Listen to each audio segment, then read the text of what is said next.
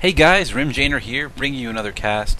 This is going to be a Zerg versus Protoss on the map Star Station, I believe. This will be in the new beta, Heart of the Swarm. I've been playing this. I haven't played Wings of Liberty in quite a long time, and I'm trying to test out some new builds. I'm trying to test out some new builds and just checking out how to utilize the new units. And there has to be some sort of buff that is going to be coming up in the near future. I don't know. Message me or comment below and let me know what you think. But I'm finding that this Swarmhouse build is extremely strong, and maybe it's because there aren't too many Protoss players that are going the normal hard nose 7-gate push or your 9-minute gateway timing. And I find that a lot of Protoss units are going away from that and changing essentially the meta game of what you should be doing.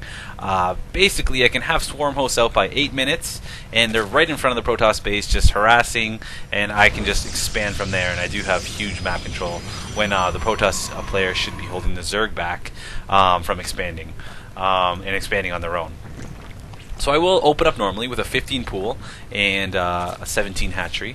I do kind of like this map. It's a pretty wide open map. It's pretty huge. A lot of wide open spaces. Aren't too many small chokes except at each natural. So it's a pretty wide open map. And we see here I will take very early gas. Basically took gas at 20 or 19. And my opponent did not scout that. And this is really what a Protoss player really has to do, is scout this early gas. And of course I'm going to do whatever I can to avoid that from happening. I'm going to hold this queen out on the creep over here. I probably could move it down there. And I'm going to chase after that that drone with that probe with some Zerglings. But I did see it head over to the base, so I will just hang on here and chill out at this Zelnaga tower. Essentially, I have grabbed another gas. I don't know when I actually grabbed that. I think I grabbed it at like 28 supply. And I am mining off 2 gases. I do have a layer coming up with my first under gas, skipping the Zergling speed. And I am going to saturate my bases. I'm going to drone up till about 50. I'm going to saturate both mineral lines with 16 workers each. That's 32 plus 12. So yeah, you're going to have at least 44 workers. I guess you don't need to draw up to 50. That's a little bit too much. So 44 is just fine. And well, you might have 50 supply. Sorry, yeah, you'll have 50 supply. Because we'll have a third queen coming out. As soon as the layer pops up, I got an infestation pit first, followed by a Hydralisk den. Basically, I hope to have 4 or 5 swarm hosts heading over to the base, and I do have the Hydralisk den to back up the swarm hosts. This guy is pumping out Mothership Core. And we're going to see some swarm hosts pop up. I got 5 on the way with 2 Hydralisks. A lot of other players are saying just to move across the map with queens and spines and overlords, but I don't know. I like the Hydralisk thing better. I really do. I find that the next transition is a little bit better. The Hydralisks you need some sort of mobile unit to actually pick off these things here. And as we see, I did get here as soon as the gates did open, around the 9-minute mark. I was already attacking. So if your timing is right, and I know I can do this a little bit faster because I haven't really figured out the timings yet, and so on. So I did figure those out. Let's see what we got here. Revelation. This is what a Protoss player actually needs to do. They need to use that Revelation ability from the Oracle to actually reveal these swarm hosts. It's really the best thing to do. So I will slow this game down, just because I'm going to pick off all the observers and so on that will come over this. And essentially, this is going to be extremely strong, this push. I'm going to be able to hold this Protoss player back until they have Colossus. And in that time, I have just started saturating my third. Rather than taking your third early and pushing out, the Zerg basically now have a way to take map control and set up a siege line and hold your opponent back, giving them freedom to expand as much as they want. And I could even take an early 4th base if I wanted to, and just saturate that up as much as possible, because my opponent will have to get I don't know why he has 2 robotic space. But my opponent will need to get Colossus before they can actually clean any of this up. And that will be a couple extra minutes, maybe the 13-minute mark, before you can get 1 or 2. And I do have quite a few Hydras here, and of course all these Swarm Hosts, which will just pick away at more and more units. So I do have a large army, and as you see here, I am taking my 4th. I do have 60 Harvesters, so I'm at the saturation that I want to be at. And I can build a few more. I had a little mishap here, I wasn't really paying attention, and a few of my Hydras got stuck behind this wall here. So of course I will try to back off as much as possible. I did just notice that my opponent did go Stargate, so that's probably why the gates weren't up as early as possible. And he's just making more Stalkers, and he's going to pump out a few Colossus. There's 1 on the map right now.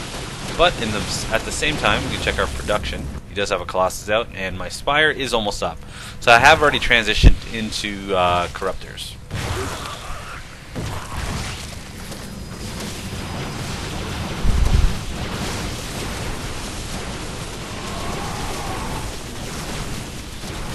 He does have his Colossus there. Doesn't have an Observer out yet though. Probably 1 on the way. Oh, there's another Colossus on the way. And I do have some more Hydralisks. At the same time I'm transitioning and grab some Roaches. I do have quite a few Corruptors on the way. I have 8. I could build some more. I don't expect him to have more than 3 Colossus though. And he will move out with the 3 Colossus push. I should have probably made some more Swarm Hosts, or even backed up a little bit, just because I am pretty close to my opponent's base.